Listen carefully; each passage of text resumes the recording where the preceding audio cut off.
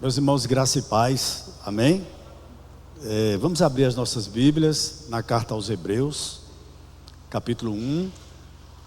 Nós estaremos lendo do verso 1 até o verso de número 4 nessa manhã. Conforme já foi avisado anteriormente, nós estamos, a partir de hoje, dando início ao estudo dessa carta, que eu creio que é uma carta que muitas vezes é pouco pregada nela, né? Eu estou chamando de carta, mas você vai entender que a carta aos Hebreus pode também ser chamada de livro, né? Alguns comentaristas chamam o livro aos Hebreus, outros chamam carta aos Hebreus, e a gente vai tentar explicar o motivo disso, amém? Capítulo 1, do 1 ao 4, todos encontraram? Amém?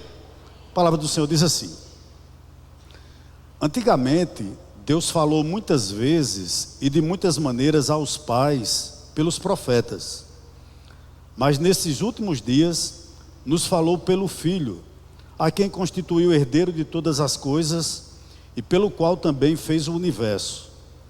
O Filho, que é o resplendor da glória de Deus e a expressão exata do seu ser, sustentando todas as coisas pela sua palavra poderosa, depois de ter feito a purificação dos pecados, assentou-se à direita da majestade nas alturas, tendo se tornado tão superior aos anjos, quanto herdou mais excelente nome do que eles. Vamos orar mais um pouco? Senhor, aqui está a Tua palavra.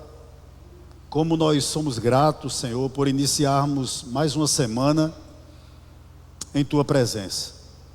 No dia do Senhor, esse domingo, nós Te louvamos pela oportunidade que temos de estar aqui, ouvindo a Tua voz, compartilhando da comunhão com nossos irmãos, podendo louvar o Teu santo e glorioso nome, Senhor. Então a nossa oração, Pai, é que nessa manhã, mais uma vez, Tu possa falar ao nosso coração, Senhor. Fala ao nosso coração, meu Deus, e que Teu nome seja glorificado durante toda a exposição dessa carta que nós iniciaremos o seu estudo no dia de hoje. Faz isso para o louvor da Tua glória. Assim nós oramos e nós Te agradecemos, em nome de Jesus, amém. Meus irmãos, a carta aos Hebreus, por alguns comentaristas, ela é considerada também, na realidade, um livro, porque ela não possui todas as evidências de uma carta. Por exemplo, ela não inicia dizendo quem é o autor, para quem é endereçada. Então muitos, por essa razão, acham que na realidade não se trata de uma carta, mas se trata de um sermão ou um livro. Já outros argumentam o seguinte, que ela possui também características de carta, porque ela trata de problemas específicos para o qual inicialmente o público-alvo estava vivenciando, e essa carta foi emitida. Então, quando nós dizemos que ela é uma carta, nós não estamos errando. E se você quiser também dizer que é um livro ou um sermão, você também não está errado por isso. A carta aos Hebreus tanto pode ser tratada como uma carta, como também pode ser tratada como um livro ou um sermão expositivo. Não há nada de errado com relação a isso. Outro ponto importante aqui nessa manhã é que nós estamos diante de, eu vou usar esse termo, de uma carta que é a carta mais propensa a especulações na Bíblia. E por que eu estou dizendo isso? Primeira razão, a autoria. Nós não sabemos quem é o autor, porque ele, em lugar algum, ele se identifica, né? Diante dos 13 capítulos que nós estaremos expondo, em nenhum dos capítulos há uma evidência, há um nome acerca de quem escreveu essa carta. Também, nem mesmo a tradição da igreja nos oferece solidez em torno de um nome. Há muitas ventilações de quem escreveu essa carta. Por exemplo, algumas pessoas acham que foi o apóstolo Paulo, outros atribuem a sua autoria a Apolo, já outros dizem que foi Barnabé ou Lucas, até mesmo Priscila, aquela mulher lá de Corinto, é dada a autoria dessa carta a Priscila. E há até alguns autores que dizem que foi Maria, mãe de Jesus, que escreveu essa carta. Mas na realidade nós não sabemos quem a escreveu. Interessante que a opinião mais sensata sobre esse assunto, ou seja, sobre o fato da autoria da carta, foi dada no século III por um pai da igreja chamado Orígenes. Ele afirmou o seguinte, olha: de fato, quem escreveu a carta aos Hebreus? Só Deus sabe. Isso é uma realidade. Nós não temos a menor certeza, né, de quem escreveu essa carta. Interessante. Hebreus 2:3, eu gostaria que você atentasse para esse verso, que diz o seguinte: como escaparemos nós se não levarmos a sério tão grande salvação? Esta tendo sido anunciada inicialmente pelo Senhor, depois nos foi informada pelos que a ouviram. Por que eu estou lendo esse texto, capítulo 2, verso 3? Porque o autor, ele dá alguma dica aqui de quem ele era, não do seu nome, mas em que momento ele ouviu o Evangelho. Com base nesse verso 3 do capítulo 2, fica claro uma coisa: que ele fazia parte da segunda geração de cristãos. Ele está dizendo aqui que ele não ouviu do Senhor, do próprio Cristo, acerca da salvação. E isso por si só já tira a autoria paulina. Então, eu particularmente, eu não creio que foi Paulo que escreveu essa carta, exatamente com base nesse capítulo 2, verso 3, porque Paulo ouviu do Senhor. E esse autor aqui, da carta aos Hebreus, ele diz o seguinte: que ele ouviu de alguém que já tinha ouvido do Senhor. Então ele faz parte de uma segunda geração de evangélicos, vamos dizer assim, ou de cristãos, como os irmãos queiram. Segunda especulação nessa carta: qual o seu destinatário? Ou seja, não há na carta o nome específico de uma localidade, de uma igreja específica, como a carta aos Efésios, como a carta aos Colossenses, como a carta aos Coríntios. Não há nenhuma evidência de que essa carta foi escrita exclusivamente para uma igreja. Contudo, a partir do momento em que você começa a examinar com cuidado essa epístola, essa carta, fica muito claro que ela foi enviada a crentes judeus. A crentes judeus que estavam vivendo debaixo de extrema perseguição. Quando a gente começa a ler a carta, a gente descobre isso. E por essa razão, sendo tentados a voltar ao judaísmo. Então você vai ver que o público-alvo era inicialmente judeus, que estavam vivendo sob opressão, né? Sob opressão terrível, e que a partir disso, eles estavam sendo tentados a regressarem ao judaísmo. E aqui há um parênteses aqui que eu gostaria de destacar. Eu conheço algumas pessoas que passam algum tempo no meio evangélico e dizem que se converteram e por algum tempo andam como no nosso rebanho, né? Dizendo que crê na mesma doutrina que nós, participam dos sacramentos, mas de repente eles voltam ao catolicismo. E muitas pessoas dizem o seguinte: mas ele está numa igreja, o que vale é estar numa igreja. Me parece que o autor aos Hebreus não pensa assim. Porque para esse autor aqui, sair do cristianismo e voltar ao judaísmo é sair da luz para as trevas. E o judaísmo, ele desemboca no cristianismo. Era uma religião muito parecida com o cristianismo. E mesmo assim, por ter ficado no passado, você vai ver isso nas exposições seguintes que nós teremos aqui. O autor acha que isso é voltar às trevas. Então há muitas pessoas que estão no nosso meio e de repente voltam a ser testemunho de Jeová. Há muitas pessoas que estão no nosso meio voltam ao mormonismo. Eu, por exemplo, tive um professor que fez isso, um pastor presbiteriano, um camarada com 40 anos de ministério, e de repente abandonou tudo, disse não crê mais em nada e foi ser mormon. Né? E há muitas pessoas fazendo isso, voltando ao catolicismo. E a gente acha o seguinte: graças a Deus que está numa igreja. Ou se não, vai para uma igreja neopentecostal. E a gente acha: o importante, pastor, é que ele está numa igreja. Me parece que se o autor aos Hebreus estivesse vivo, ele não concordaria com alguém que sai de uma igreja cristã e volta, por exemplo, para uma igreja neopentecostal. E vocês sabem, não preciso citar nome quando eu digo o que é uma igreja neopentecostal, né? Para o autor aos Hebreus é voltar para as trevas, sabe? É abandonar a luz e regressar para as trevas. Veja o quão importante é isso, irmãos. Mas vamos adiante. Então, os destinatários. E a outra polêmica ou especulação com relação ao local e data. Nós não sabemos de onde ele escreveu.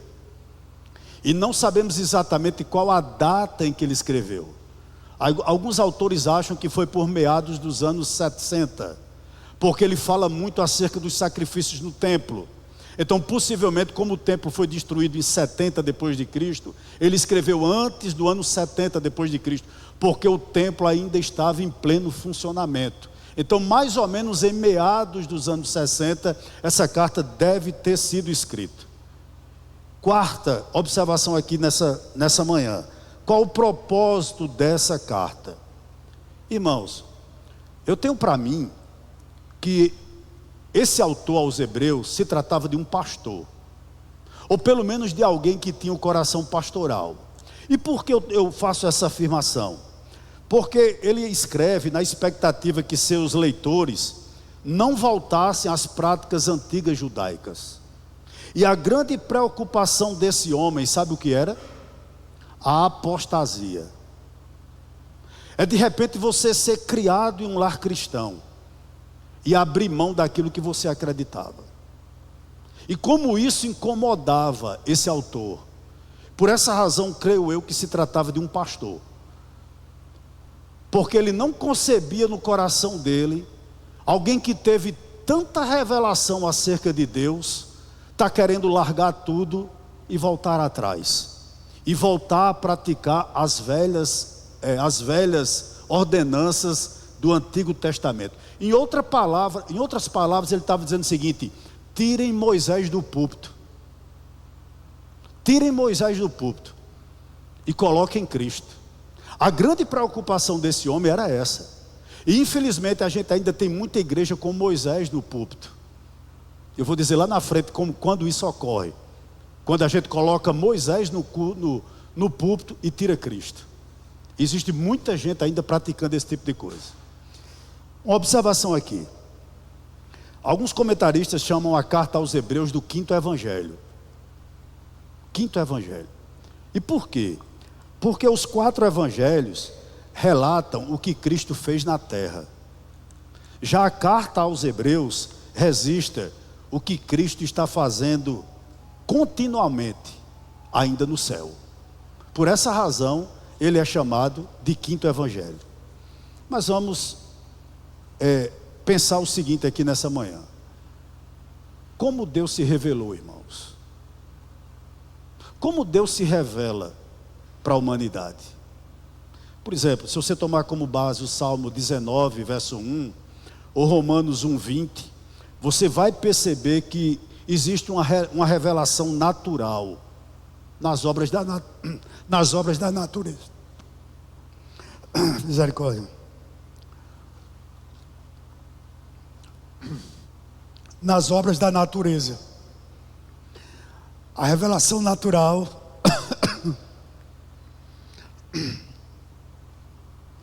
ela é suficiente, mas ela não é eficiente. Em que sentido? Embora a obra da criação está ruim, irmão. Perdoe aí, irmão. Não, garganta.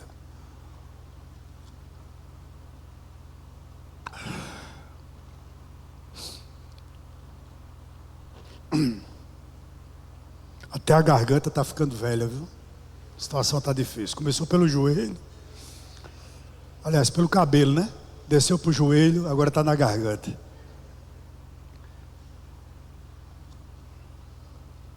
Vou repetir. Como Deus se revelou? Por exemplo, Deus se revela através da natureza. Contudo, apesar da revelação natural ela ser suficiente, ela não é eficiente. O que é que eu estou querendo dizer com isso? Embora a criação seja suficiente para que o homem reconheça a existência de Deus e tornar-se indesculpável diante dele, a natureza ela não é suficiente para levar um homem a um relacionamento pessoal com Deus. Exemplo, se você deixar um índio, a gente sempre usa esse exemplo, né? Isso é tema de muito debate no seminário.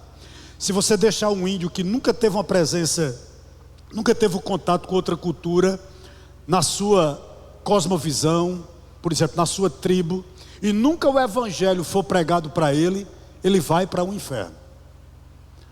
Mesmo ele adorando alguma coisa que ele nomeie de Deus, seja a lua, seja uma árvore, seja os seus antepassados, porque a revelação natural, ela é suficiente, mas ela não é eficiente, obrigado Luiz, com relação ao relacionamento correto do homem para com Deus. Mas também, Deus se revela na consciência humana. Romanos 2,15. Existia um filósofo alemão chamado Immanuel Kant. Ele disse o seguinte: há duas coisas que me encantam: o céu estrelado acima de mim e a lei moral dentro de mim. Deus colocou, queridos, dentro de cada um de nós um sensor chamado consciência. É uma espécie de alarme que toca sempre que o homem transgride um preceito moral. Ninguém sai de casa e diz eu vou pecar e não sabe que vai pecar. Mesmo sem ser cristão, o homem tem esse conhecimento natural dado pela sua consciência.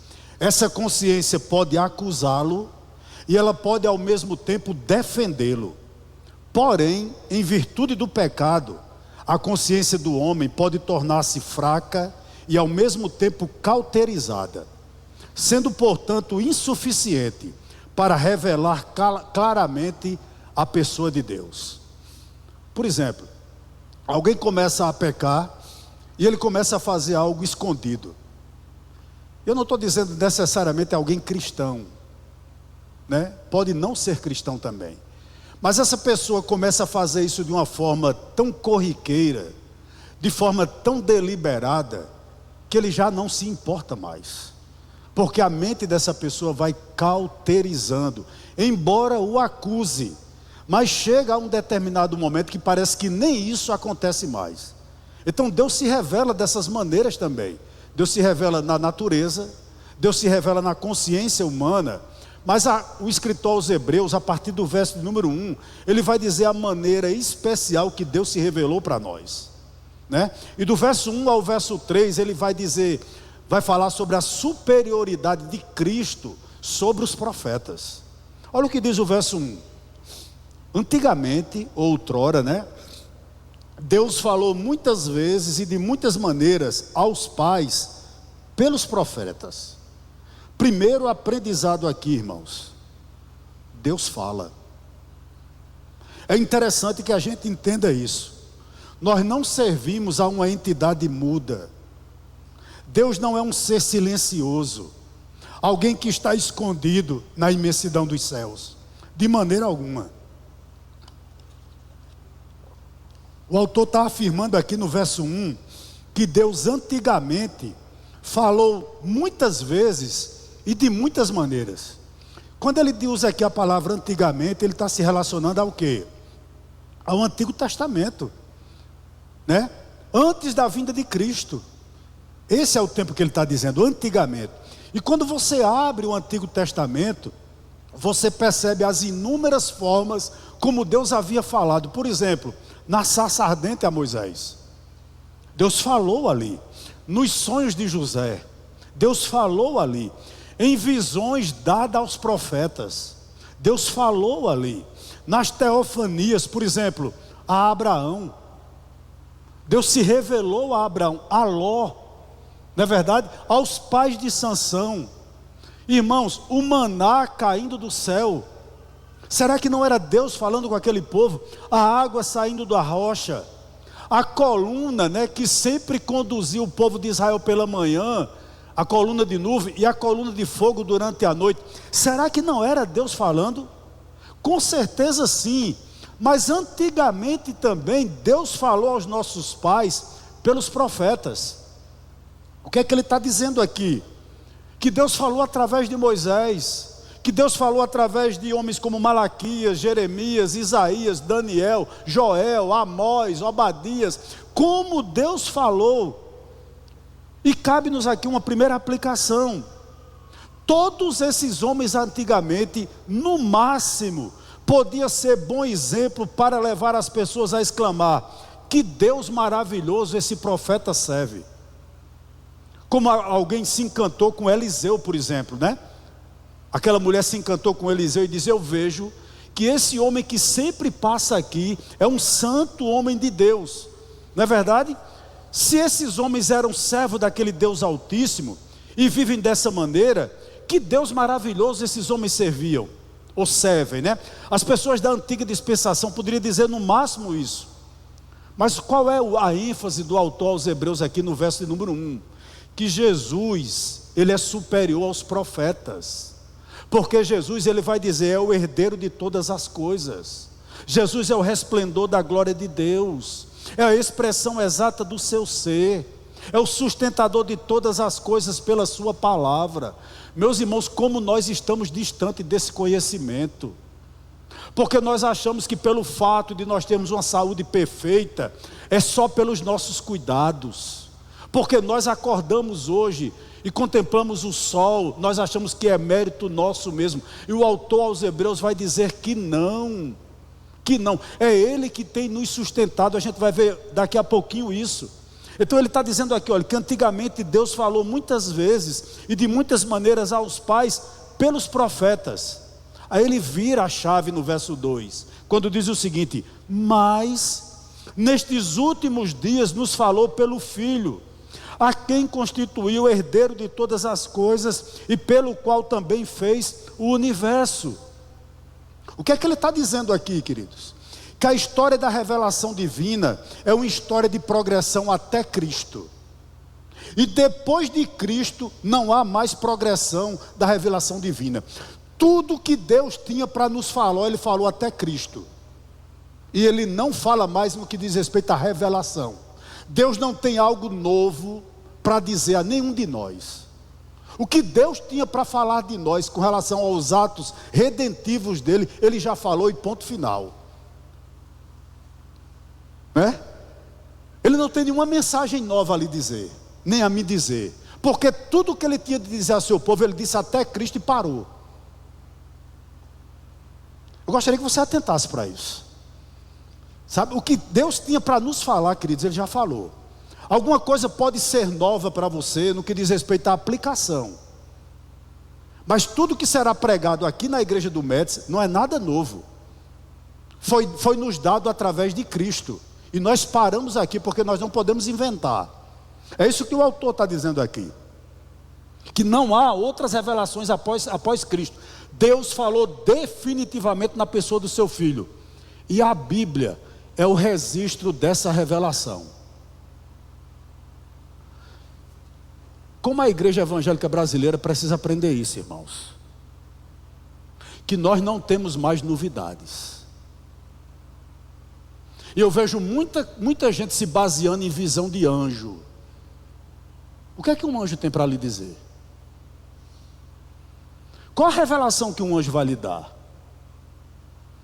É algo novo? Se é algo novo, é uma heresia.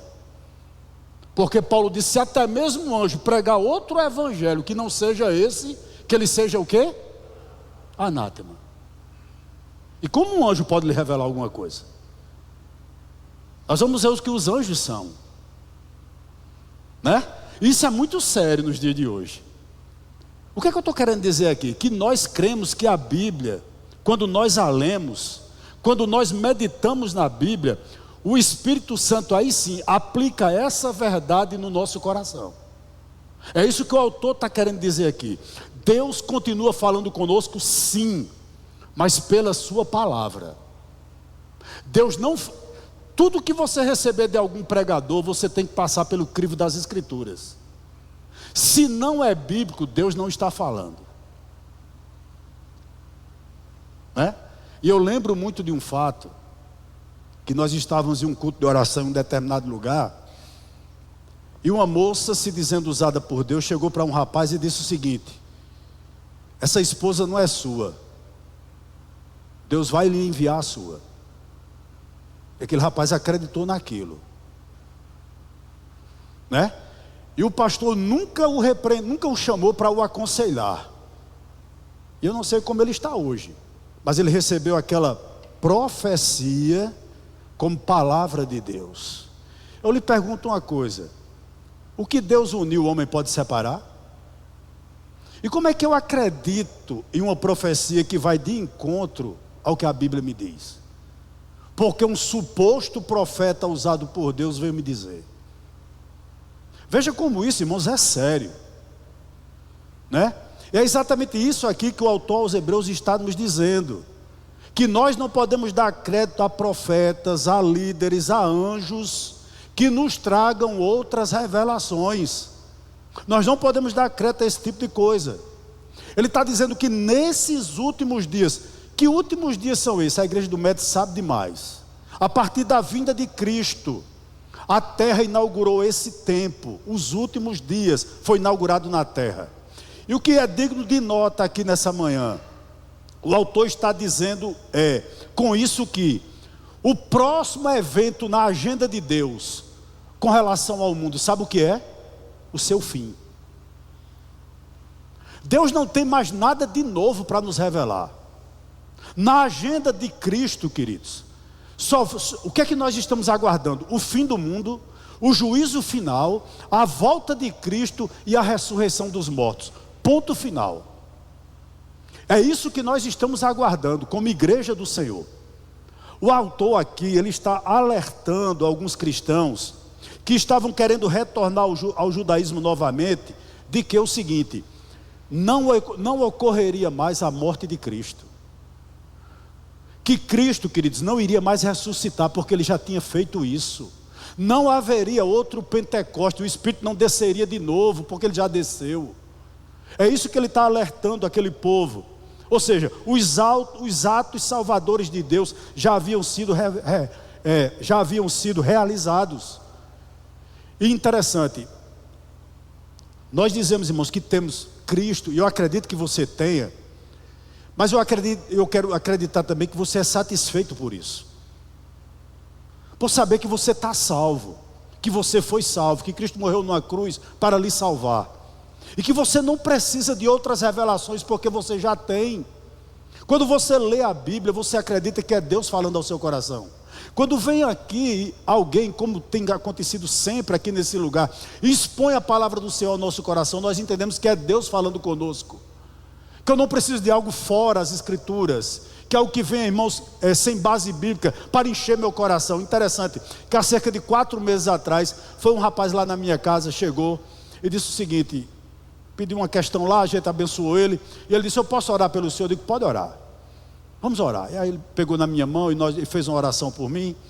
Aí saiu, aí disse o seguinte: daqui a 2 meses mais ou menos, Deus vai lhe dar uma Hilux. Eu digo: amém. Eu digo: se for de Deus, né? E vou lhe dizer mais, é de ar condicionado. E se eu não for profeta, eu não venho mais aqui. Eu digo: amém. Eu digo: mas se for de Deus, o senhor crê que se for de Deus vai se cumprir. 2 meses, eu creio, 2 meses. 2 meses a bicha está aqui, não está? Tá, pronto. Mas nunca eu vi esse profeta. Você está entendendo? Oh, queridos, né? Verso 2 ainda. Ele diz o seguinte no verso 2: mas nesses últimos dias nos falou pelo Filho, a quem constituiu o herdeiro de todas as coisas. Irmãos, esse autor, ele conhecia o Antigo Testamento demais. Ele cita aqui o Salmo 2, verso 8. O Salmo 2, verso 8 aqui. A quem constituiu o herdeiro de todas as coisas, né? Ou seja, o que ele está dizendo aqui? Tudo que pertence a Deus, pertence a Cristo. Absolutamente tudo. E é importante deixar claro que Cristo eternamente sempre teve glória junto ao Pai. Eu vou lhe dar um texto que dá base a isso que eu estou dizendo. João 17,5 diz o seguinte: e agora, ó Pai, oração de Cristo, né? Glorifica-me contigo mesmo com a glória que eu tive junto a ti, antes que houvesse mundo. O que ele está nos querendo dizer aqui quando ele diz o seguinte no verso 2? que Cristo é herdeiro de todas as coisas. Ou seja, que tudo que há no universo pertence a Cristo. E outra coisa interessante, não foi a morte de nenhum profeta do Antigo Testamento que nos proporcionou nada com relação à salvação. Porém, o fato de Cristo ter encarnado, ele não precisava ter feito isso, irmãos. Ele não precisava ter feito isso. Ele não precisava ter encarnado. Ele não precisava ter morrido. Ele não precisava ter ressuscitado, porque ele não precisava ter morrido. Ele quis, para remir o seu povo. E só assim faz com que eu e você venhamos desfrutar dessa herança. O que é que eu gostaria que você pensasse aqui nessa manhã? Que tudo que é de Cristo é nosso também. E isso só foi possível devido à sua morte. Porque, como diz Romanos 8,17, o fato de Cristo ter morrido por nós nos proporcionou ser herdeiros e co-herdeiros com Cristo. Veja que informação preciosa o autor está nos dando aqui no verso de número 2, quando ele diz que Cristo é o herdeiro de todas as coisas. Ele está dizendo o seguinte, que o povo de Deus é o povo mais rico da terra, porque tudo que pertence a Cristo pertence a mim e a você também, absolutamente tudo. Será que nós não temos nada? Meus irmãos, nós temos tudo, mas infelizmente isso não enche o coração de alguns, né? Principalmente quando você pensa na vida eterna. Você já a tem, mas ele continua também dizendo o seguinte: e pelo qual também fez o universo. Tudo que você contempla no universo só foi possível ser criado porque Deus criou ele por intermédio de Cristo. Foi o próprio Jesus que criou o universo, absolutamente tudo. É essa informação que ele está nos dizendo aqui, olha. E pelo qual também fez o universo. Veja que informação maravilhosa. O que é que o autor está dizendo aqui? Percebam a grandeza de Deus, irmãos. Tipo assim, há muita gente que pensa: se não fosse Maria, coitado de Cristo, né? O que seria de Jesus, né? Sem Maria? Ele nem existiria, né? O que seria de Cristo sem os intercessores? É interessante como a doutrina católica coloca Cristo como alguém carente da interferência de alguém entre nós e o Pai, entre ele e o Pai. Parece que Cristo precisa de uma ajudinha de Paulo, de Pedro, de João, né? De algum intercessor. E o autor está dizendo aqui que não. Ele está dizendo aqui que desde o insignificante ameba, um ameba, até todo o sistema solar, absolutamente tudo isso foi criado por Cristo. Você sabe o que significa isso, irmãos? Às vezes a nossa mente, eu sei que nossa mente é finita, a gente nem contempla essa grandeza de saber que todos os seus órgãos foi criado por Ele, e sem Ele você não existiria. Veja que o quão grandioso é essa pessoa que nós o chamamos de Salvador, né? Então, eu repudio aquela imagem de Cristo que algumas pessoas colocam no quadro, aquele coitadinho, carente demais, necessitado demais do cuidado de Maria, necessitado demais de que alguém o ajudasse. Para mim não é aquele Cristo que eu sirvo, né?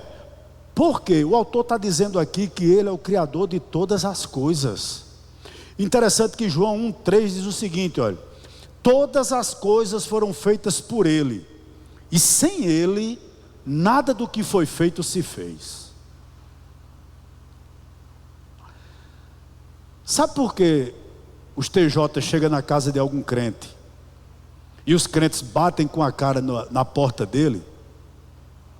É porque a gente desconhece isso aqui, né?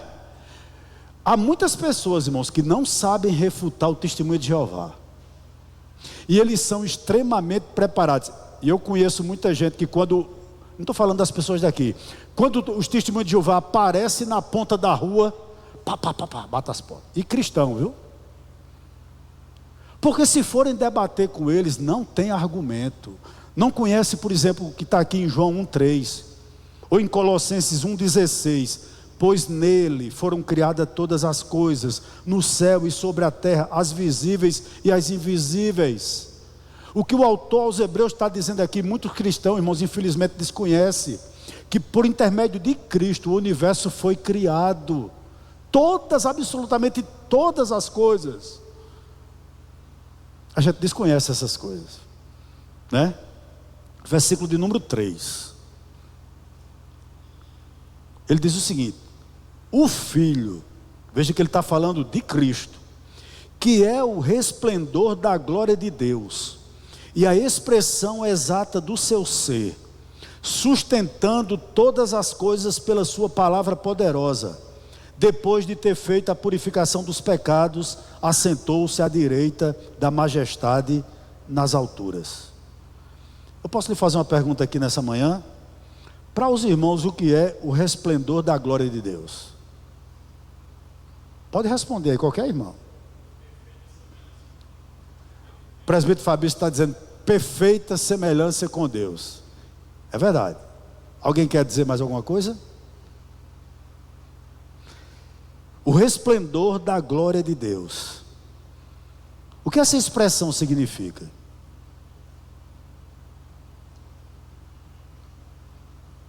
Por exemplo, para você, o que é a glória de Deus? Vou melhorar a pergunta. Os irmãos sabem, não? O que é a glória de Deus?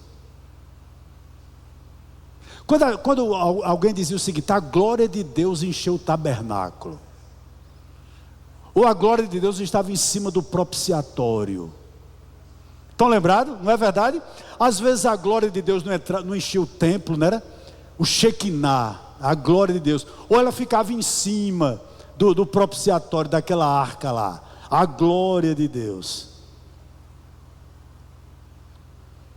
No Monte Sinai, deixa eu lhe dar uma informação aqui. O que o presbítero Fabrício disse está perfeitamente correto. Eu só vou fazer apenas um acréscimo aqui. A glória de Deus é o somatório de todos os seus atributos. A glória de Deus é o somatório de todos os seus atributos. Ou seja, eternidade, bondade, misericórdia, amor, onipresença, onisciência, onipotência. Todos os atributos de Deus, a gente dá o nome da glória de Deus. Quando o autor está dizendo aqui no verso 3, olha, o Filho, que é o resplendor da glória de Deus, o que é que ele está afirmando aqui? Que na pessoa de Cristo, habita plenamente todos os atributos de Deus. Os irmãos estão me entendendo? Em outras palavras, ele está afirmando o seguinte, que Cristo é igual a Deus, ele não é semelhante, ele é o próprio Deus, porque não falta nenhum atributo em Cristo que tenha em Deus. Que coisa, que informação maravilhosa, irmãos, que na pessoa de Jesus Cristo habita a plenitude da divindade. Em outras palavras, quem vê Jesus, vê Deus, né? Quem vê Jesus, vê Deus. Por quê? Porque Jesus tem os mesmos atributos que Deus e realiza as mesmas obras de Deus. Mas ele não diz apenas isso no verso 3, olha. Ele diz também que Cristo é a expressão exata do seu ser. Eu convido você, por exemplo, para ir para o livro de Isaías, capítulo 6, por favor, irmãos. Nós vamos ler do verso 1 até o verso de número 3.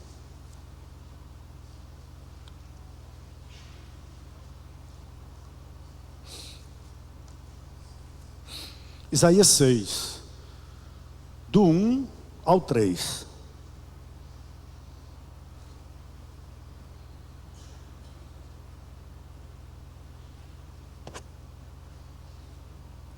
Diz assim, olha. No ano da morte do rei Uzias, eu vi o Senhor assentado sobre um alto e sublime trono, e as abas de suas vestes enchiam o templo. Serafins estavam por cima dele. Cada um tinha 6 asas. Com 2 cobria o rosto, com 2 cobria os pés, e com 2 voava. E clamavam uns para os outros, dizendo: Santo, Santo é o Senhor dos exércitos. Toda a terra está cheia da sua glória. Deus havia dado uma visão a Isaías de como era o trono dele. Isaías teve uma visão. E o que me chama a atenção nesse texto, por isso eu pedi para você abrir nele, é que os serafins cobriam o rosto, cobriam os olhos, porque eles não podiam contemplar a santidade de Deus. A santidade de Deus. O que essa frase, expressão exata do seu ser? Perdão, irmãos, está difícil.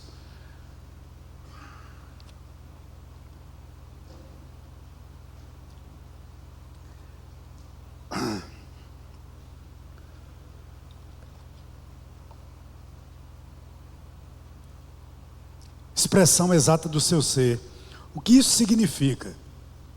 Ou melhor, o que ele quer nos ensinar quando ele diz que Cristo é a expressão exata do seu ser?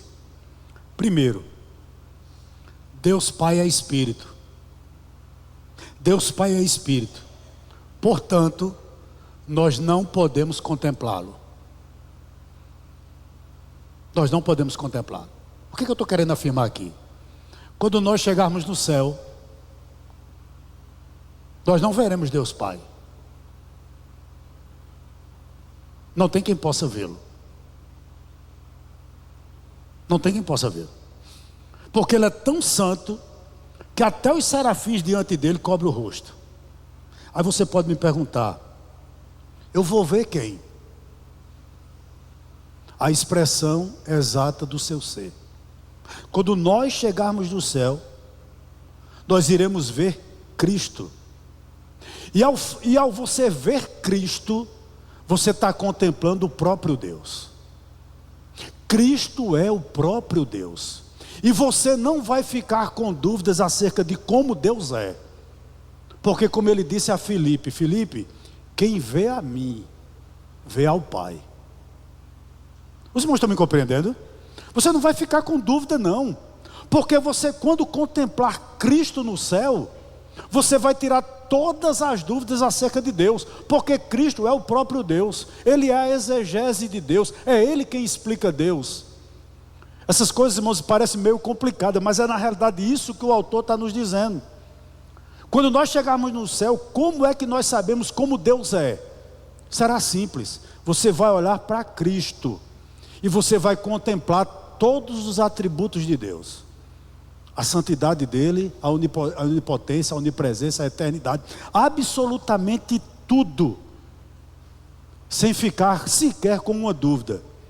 Porque quem vê a mim, ele disse a Filipe, vê ao Pai. Vê ao Pai. Eu acho interessante que tem pessoas que dizem que vão no céu, né? Foram no céu, viram Deus. Já viu isso? Eu vi Deus, né? Eu vi Deus, sei de tudo. Me parece que não é isso que o autor está dizendo aqui. Né? Não é isso que o autor está querendo dizer aqui. E mais, ele dá outra informação interessante no verso 3. Ele diz: sustentando todas as coisas pela sua palavra poderosa. Oh, irmãos, como isso é maravilhoso. Eu não sei se o pastor Jorge estava falando do pastor Ronaldo Lidório quando eu cheguei aqui. Era? Eu não vi, eu tinha saído. Mas está aí bombando um vídeo, né? Mostrando a situação que se encontra hoje o pastor Ronaldo Lidório. E eu vi o vídeo, né? E ele disse que diante de tudo que ele tem passado, eu creio que muitos irmãos aqui também viram, ele consegue contemplar a bondade de Deus. E uma coisa que me chamou muito a atenção foi a fala da esposa dela, quando ela diz o seguinte: nós temos um casamento maravilhoso, nós temos uma família maravilhosa. Como Deus tem sido bom para conosco. Sabe por que essa mulher está dizendo aquilo? Porque ela entende que Deus não é como um relojoeiro. Um relojoeiro, ele cria um relógio e deixa que o relógio funcione sozinho. E Cristo não é assim. Ele criou ou sustenta todas as coisas pela sua palavra poderosa. Irmãos, nós só iremos viver até o dia que Deus determinar. Nossos dias estão contados.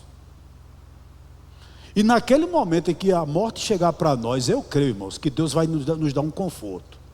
Eu acredito dessa maneira. De você poder contemplá-la e dizer, eu estou pronto para ir. Como isso acontece, eu não sei. Porque eu nunca morri, né? Estou dizendo aqui que eu acredito dessa maneira. Sabe? Algumas pessoas dizem, eu não sei se é verdade, que o pastor Samuel, quando morreu ali na UTI do Pedro I, parece-me, né? Ele morreu cantando, irmão. Louvando o Senhor. Chegou essa informação para mim. Como é que alguém morre cantando, irmão? Me diga aí. É sendo confortado ou não? Eu creio que é confortado. A biografia de Martyn Lloyd-Jones diz isso. Ele disse que os anjos vieram buscá-lo, estão aqui para me buscar. Conforto, né? O que Deus tem feito na vida do pastor Ronaldo Lidório, juntamente com a família dele, eu não sei. Mas certamente, irmãos, ele tem confortado aquele casal para estar daquela maneira. Não é normal um homem caído como eu e você estar numa tranquilidade daquela ali. É normal? Não é. Tem alguma coisa de extraordinário naquele quarto, né? Tem alguma coisa de espetacular, de divino naquele quarto. O ser que sustenta todo o universo, irmão, tem sustentado a minha vida, a sua vida, o casamento, nossos filhos, até a hora da nossa morte. É Ele que sustenta, meu querido. Ele é Cristo, sustenta todas as coisas pela sua palavra. Ele criou o universo e Ele se preocupa comigo e com você. Isso é maravilhoso demais, é ou não é? Nós não somos um relógio, que o relojoeiro fez e disse, agora tu te vira. Não. Aquele que sustenta todas as coisas pela sua palavra tem sustentado as nossas vidas. Você crê nisso? Creia. Como Deus tem sido bom para com todos nós. Louvado seja o nome do Senhor. E olha aqui uma prova de como Ele tem sido bom conosco. Ainda no verso 3, olha. Depois de ter feito a purificação dos pecados, assentou-se à direita da majestade. Depois de ter feito a purificação dos pecados, o que Ele está dizendo? Que Cristo é ao mesmo tempo o sumo sacerdote, como também Ele é o sacrifício. Por isso que o autor está dizendo, não voltem para o judaísmo. Vocês não precisam mais trazer carneiros, vocês não precisam mais trazer bodes. Tá ruim, irmãos. Pastor Euder, lembra quando Arivaldo Dias Casimiro esteve aí? Ele tomou bastante água, lembra não? Ele tomava água demais. Arivaldo Dias Casimiro, lembra não? Não, rapaz, foi ele não. Foi um gordão, como era o nome dele? Que é envolvido com essa questão da missão integral. Depois lembra aí, me diga.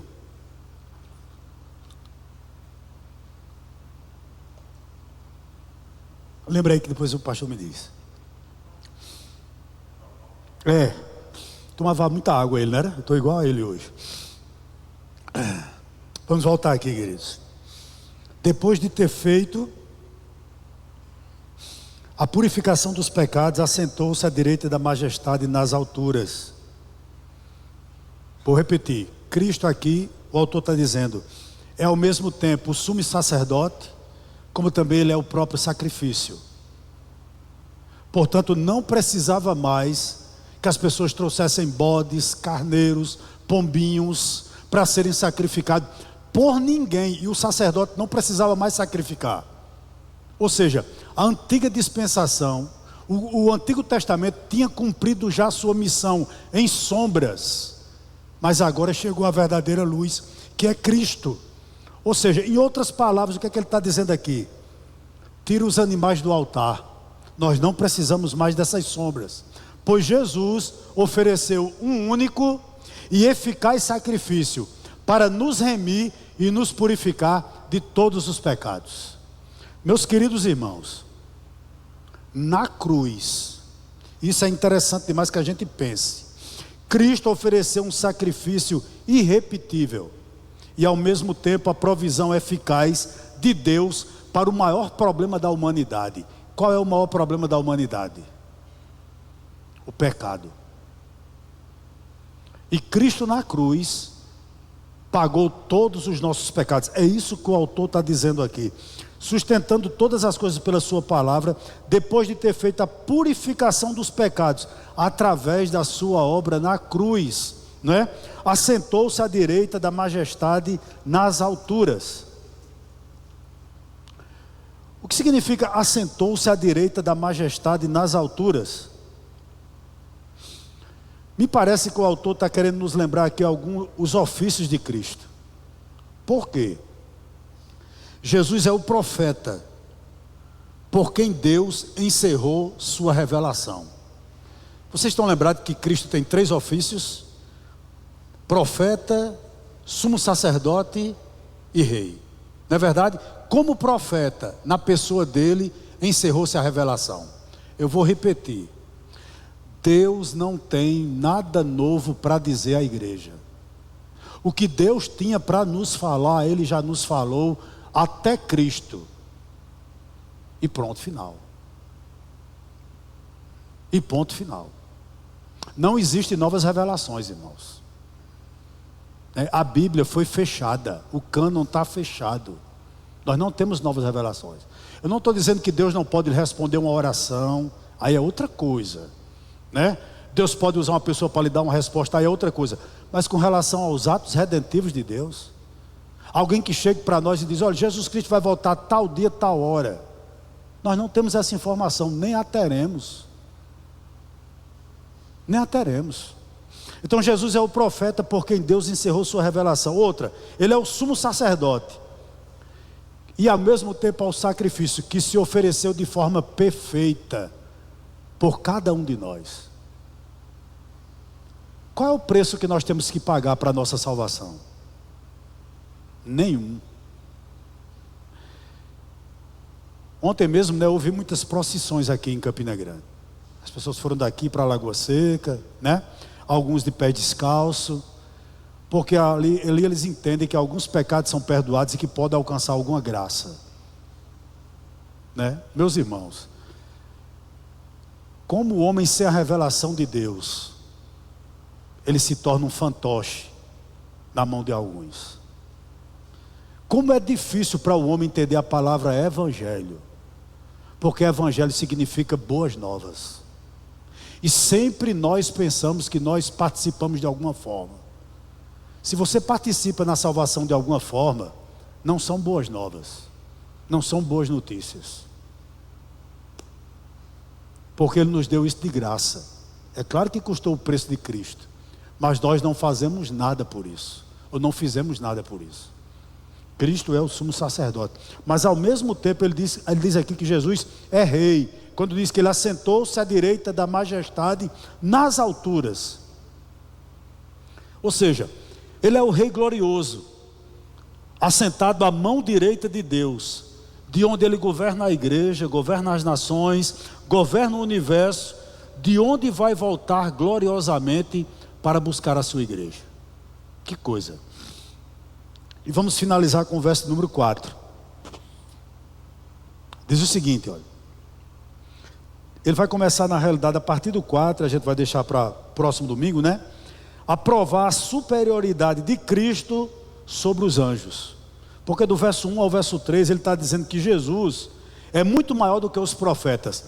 Para esse público-alvo aqui, principalmente para Moisés. Para Moisés. Permita-me uma coisa aqui. O que existe de igrejas evangélicas ainda fazendo festa de comemoração aos tabernáculos, festa da colheita, tocando aquele chofar? Quantas pessoas fazendo ainda voto de nazireu, rapando cabeça, guardando o sábado? Você sabe por que os padres católicos, eles se vestem com aquela indumentária? O porquê daquelas indumentárias? Porque é uma réplica de como os sacerdotes se vestiam. Aquela fumaça que é aspergida em algumas missas. Tudo isso aqui é do livro de Levítico. Eram sombras que ainda são usadas hoje. E a igreja evangélica copia algumas dessas coisas, né? Quando introduz festa de tabernáculo, festa de Esté, é uma volta ao judaísmo,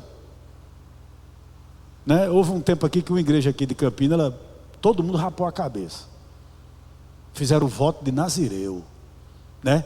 E isso se acha mais espiritual do que todo mundo. Vá dizer que não é de Deus, para você apanhar, né? É voltar às velhas práticas do Antigo Testamento, que tornaram-se obsoletas, né? Por que não guardar o sábado? Vá dizer um adventista que não guarda o sábado, né? Verso 4: tendo se tornado tão superior aos anjos, quanto herdou mais excelente nome do que eles. Do verso 4 até o verso 16 do capítulo 1, o autor vai mostrar a superioridade do Filho em relação aos anjos. Eu gostaria de rapidamente na realidade vai ser mais exposto no próximo domingo, de falar 4 coisas acerca dos anjos. Primeiro, irmãos, anjos são apenas mensageiros. Cristo é filho. Cristo é filho. Segundo, anjos são meros adoradores. Cristo é o adorado. Ele é o adorado. Capítulo 1, verso 6. Os anjos são meras criaturas. Cristo é o Criador. Foi Ele que criou os anjos. E os anjos só vão até onde Ele permite. Até os anjos caídos. Os irmãos estão me entendendo? Eu creio, e a Bíblia dá base bíblica para isso. Eu creio que nesse exato momento há anjos aqui. Efésios fala sobre isso. Fazendo o que, pastor? Aprendendo com a gente.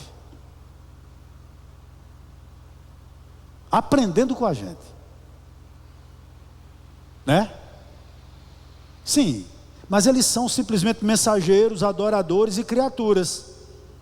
E mais, eles são servos. Hebreus 1, verso 13 e 14. Eles são servos. Contudo, Cristo é rei. Quem manda mais, o servo ou o rei? Não precisa nem lhe perguntar, né? Quem manda é o rei. 3 aplicações rápidas para a gente ir para casa.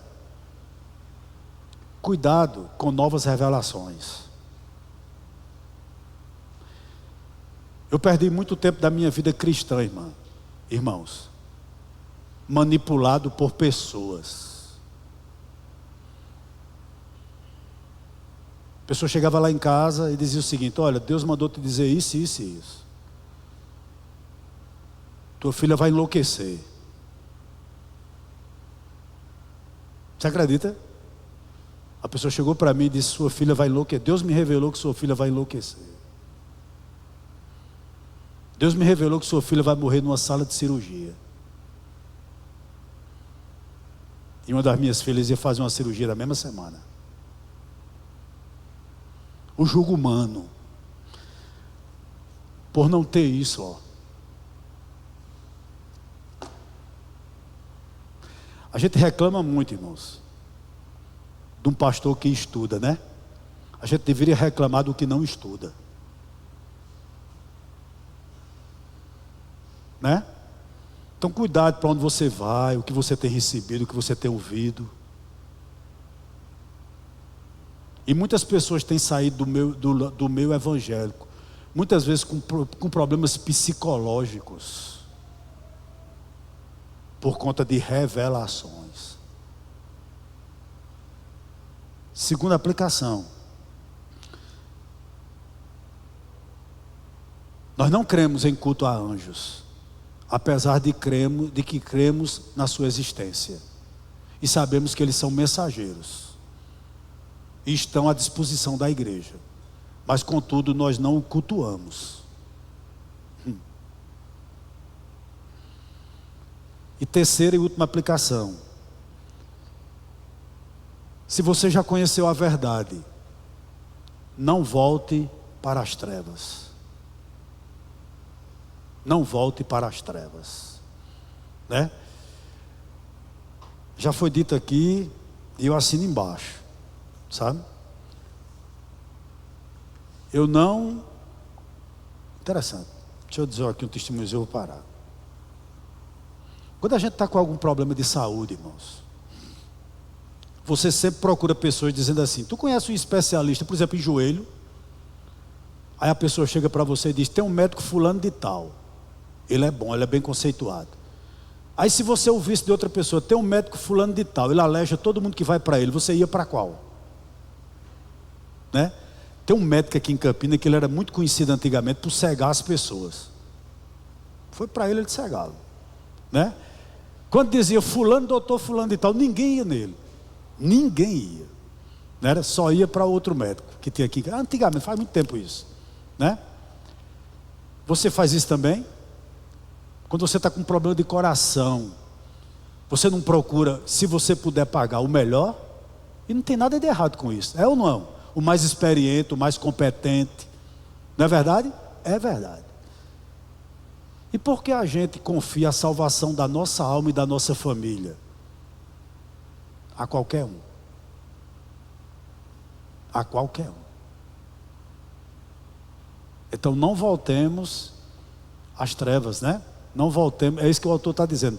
Não volte para o judaísmo, porque voltar para o judaísmo é voltar para as trevas, mesmo tendo o cheiro de religião, porque vocês já conheceram o quê? O sumo sacerdote, o perfeito, aquele que simplesmente o Antigo Testamento apontava para ele, irmãos. Todo o Antigo Testamento apontava para Cristo. Moisés tipificava Cristo. O tabernáculo, todos os elementos do tabernáculo apontavam para Cristo. O candelabro, né? O lugar santo dos santos, os sacrifícios, o altar, tudo apontava para os ofícios de Cristo. Quando você olha para a vida de Josué, tipificava Cristo, né? Oséias tipificava Cristo. Todo o Antigo Testamento tipifica Cristo. E por que nós queremos voltar para as trevas? O autor diz: não voltem, porque você já conheceu aquele que o Antigo Testamento em sombras apresentou para você, que era o Redentor da humanidade, o sumo sacerdote, o sacrifício perfeito, o Rei Jesus, que nós nos encantamos com ele. Amém?